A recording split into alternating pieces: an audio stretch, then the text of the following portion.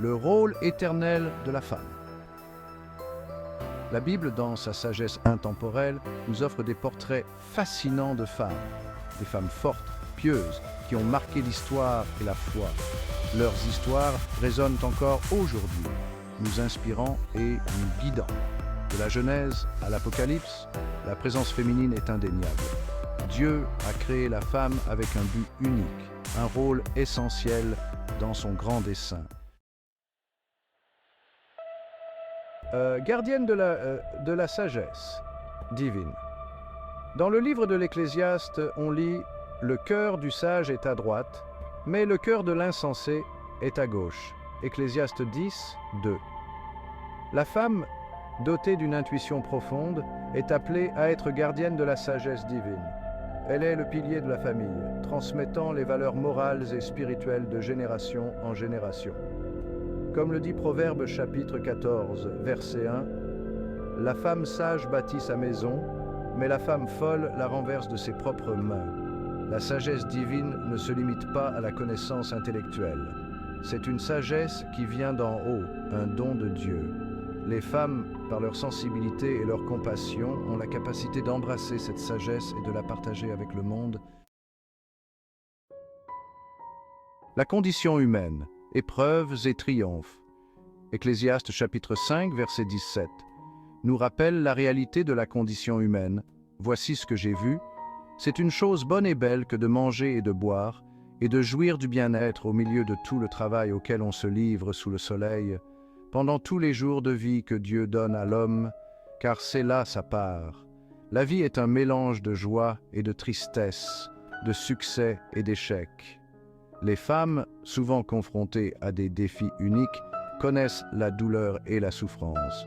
Cependant, au milieu des épreuves, la foi brille de mille feux. La Bible nous enseigne que Dieu est proche des cœurs brisés. Il est notre refuge et notre force, notre aide au moment de la détresse. Psaume 46, verset 1. Trouvez la force dans la dépendance. Dans 2 Corinthiens, chapitre 1, verset 9, l'apôtre Paul écrit « Nous avions déjà reçu en nous-mêmes notre sentence de mort, afin que nous ne mettions pas notre confiance en nous-mêmes, mais en Dieu qui ressuscite les morts. » La dépendance envers Dieu n'est pas un signe de faiblesse, mais plutôt une source de force inépuisable. Reconnaître notre besoin de Dieu nous permet de puiser dans sa puissance et sa grâce. Les femmes, souvent habituées à porter de lourdes responsabilités, peuvent trouver la liberté et la paix en se reposant sur les promesses de Dieu. Vivre dans la dépendance divine, c'est accepter notre humanité et reconnaître que nous ne sommes pas autosuffisants. C'est s'approcher de Dieu avec humilité, en lui demandant sa sagesse et sa direction dans tous les aspects de notre vie.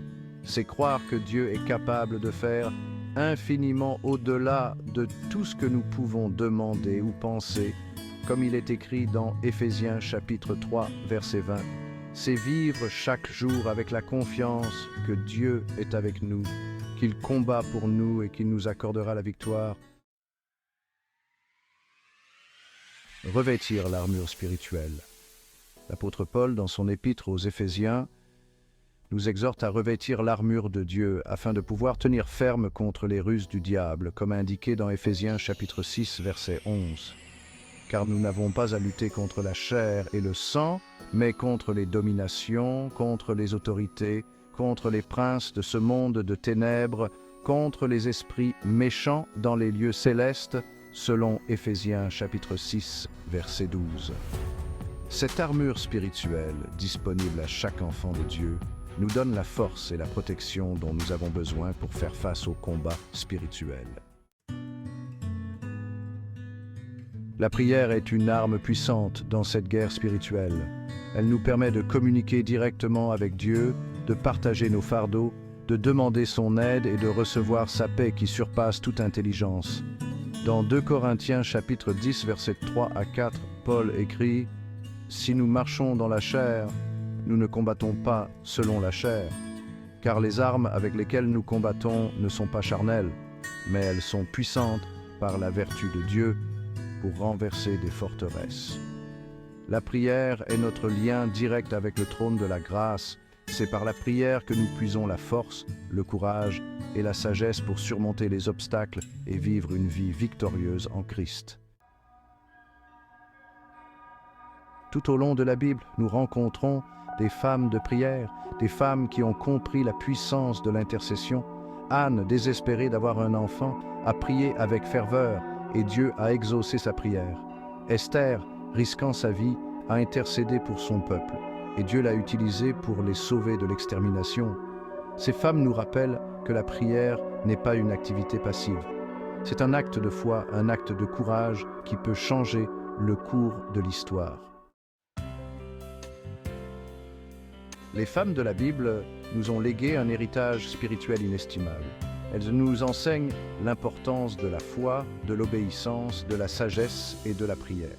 Leur exemple nous inspire à vivre des vies dignes de notre appel, à être des femmes de Dieu qui font une différence dans le monde. Leur histoire n'est pas terminée.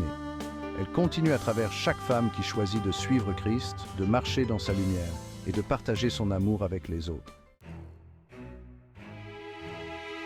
La Bible nous offre un portrait riche et complexe de la femme. Elle est appelée à être une source de sagesse, un pilier de force et un modèle de foi. Elle est appelée à vivre sa vérité spirituelle, à marcher dans la liberté et la puissance que Dieu lui a donnée.